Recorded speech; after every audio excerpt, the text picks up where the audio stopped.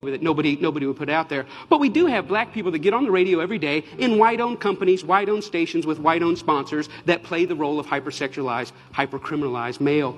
I ask these advertisers, I say, I've got hundreds of songs a day that celebrate killing animals. Will you put them on your station? They said, no. I got hundreds of songs a day that talk about assaulting women and abusing kids. Would you put them on your station? They said, no. I said, I got hundreds of songs a day that talk about murdering blacks. Would you put them on your stations? They said, well, that depends.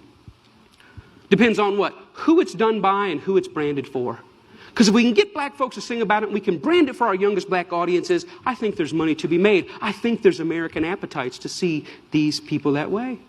I said, how can you say that? They said, well, look, it's what these artists know. It's what they, black people, create. It's, matter of fact, our surveys say it's what they want to hear, which speaks of a sickness. How do we live in a society where somebody says, you know what, I'm inspired to write a song that celebrates murdering another person. And then a person says, I'd like to put that on my station. Another person said, I'd like to pay for it. And then there's people out here in the audience that go, I'd love to hear it, as long as it's black guys. Because even white people buy rap music, buy this type of stuff, because we know that when we want to hear about killing each other, we know who to turn to for that type of inspiration. We call it our music. We say we own it. White people buy more rap than black people. Yeah, but we're very careful to turn it down at the stoplight when other black people are there. Why? Because we know we're just pretending. For them, it's more authentic and real. I always ask the companies, what about your name? What about your brand? What about your value? And the largest radio company in the world said this: it's okay that we only have drug dealers on our black youth stations. We only have murders on our black youth stations. We support black charities. We give out water at the Martin Luther King parade. I think we've got it covered. We've bought them off. Now, people get upset, the smartest guys in the room again. You're talking about censorship. I don't believe that. I believe in free art. Make whatever you want. I believe you should make music about anti-Semitism. I believe you should make music about killing dogs. I believe in this country you should make music about bashing homosexuals and driving them behind trucks. I believe you should make music about stringing people up on trees. I believe you should make music about killing whitey. I believe you should make all that music. But I also believe that in the mainstream marketplace, people should hesitate associating their name with certain content. You know, there's certain stuff you can't buy at the store. Certain stuff you can't get on iTunes because their brand doesn't want it. But if you want to hear black people celebrating killing black people, they got thousands and thousands and thousands of those things to sell you. I don't think it's about censorship. I think it's about American cultural hypocrisy. Because here's the truth. These black entertainers, they can't sing just about anything. There's some stuff that'll get them fired. And they get dropped, and they get fired, and they get slapped on the wrist, and they get disciplined all the time. Why? Because sometimes they step over the bounds. A very famous case is what happened with Rick Ross. Rick Ross is the Mammy Two Shoes, one of the many Mammy Two Shoes of our day. He's a black entertainer in a world carved out for him and a role carved out for him by white entertainment companies. And one day he talked about, in the middle of a song that celebrated dealing drugs and killing blacks, he made a reference to date rape.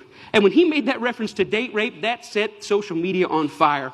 That got 100,000 petitions in 24 hours. Hey, buddy, date rape is no joke. That had white people standing outside of Reebok in New York saying, you better take this seriously. We're tired of a rape culture in America. One line in one song moved the masses. And you know what Reebok did? Did they stand by him and say, hey, we believe in freedom of speech. We believe in freedom of expression. It's just a song. Calm down. No, they fired his tail on the spot.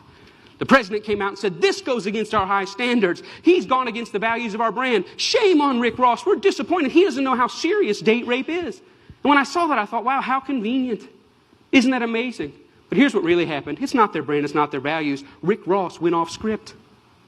He was hired to get black customers, and they think that black customers go with black bait. And in America, black bait is the hypercriminalized, hypersexualized portrayal of black people. And as long as he had sung about that, the stuff that got him hired, he still have a job at Reebok. But when he touched other sensitivities that affect us, he lost his job. See, the truth is, it's not they that need to change. It's we that need to change. We created the lies. We created them for our profit. We own the companies. We own the record labels. We own the advertisers, and we keep putting it out. And it's this that's got to change. I thought about it. You know what? I wonder if White Mike could get anybody's attention on this. So I stood outside of a Walmart, and I said, hey, I don't think killing cops and killing blacks is very cool. And you know what? It only took 7 weeks of Mike standing out there, and they wrote a letter and said, yeah, we don't think it's cool either. We're going to pull our name off of that. The largest retailer in the world had never considered that maybe their commercial shouldn't be right before or after a song about young black men being gunned down. And I realized this, that black murder is normal, but it should not be. And I realized the importance at the coffee table, at every headline, every pastor's gathering, every family gathering to say, you know what, these black lives matter. It's not just another black kid. These are human beings. I'm doing my best in every way, shape, and form. Talks like this everywhere I can go to say, you know what, I was born in a world where black murder was normal. My kids were born into a world where black murder is normal, but I don't want to die in a world where black murder is normal. Am I 5 years or 10 years away? I don't know, but I'm screaming as high as I can. Let's feel this pain and let's lift our voice to tell the lies. They are not criminals, they are not deviants, and their lives are just as important as ours. Thank you very much.